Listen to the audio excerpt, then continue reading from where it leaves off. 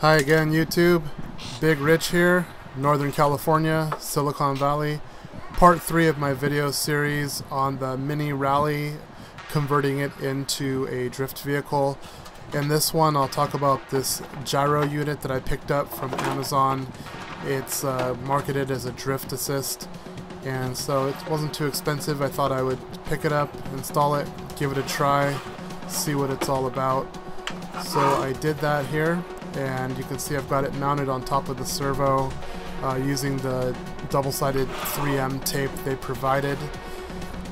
It's important that it's installed square in your vehicle. That's what it says in the instructions. The instructions were quite simple. This unit is a snap. So you adjust it here with a little screwdriver.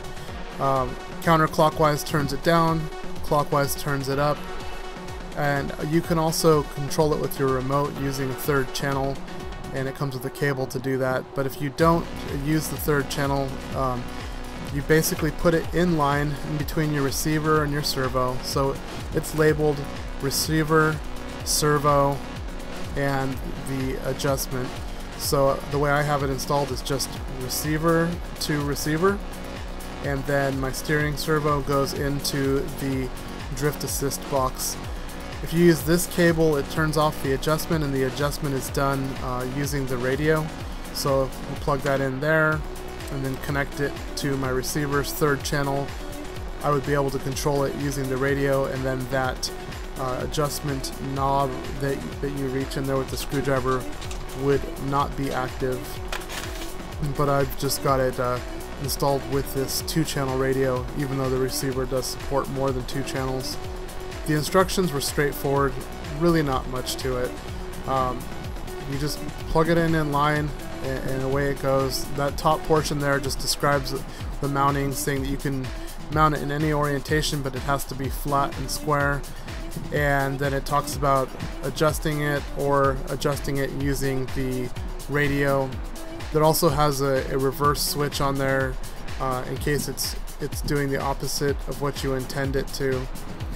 I did go out and try it, and I've run it. I think I'm on my 3rd battery pack now, and it's pretty interesting. It's very similar to AVC.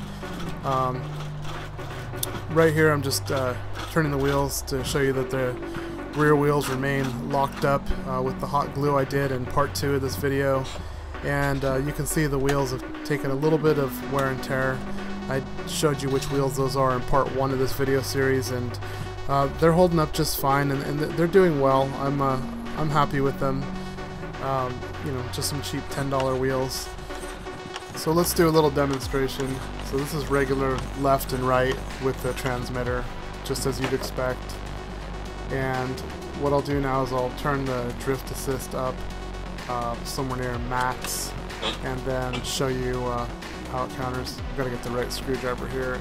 It's difficult to do one-handed holding the camera, but you can see that, well, it's difficult to see, but it's actually trying to correct as the car rocks.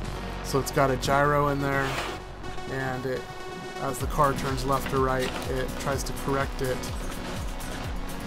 Again, left, right, and then you can kind of see here, it's a little easier to see like this. So as you can see, I moved the car, and the wheels correct. So it's very similar to AVC.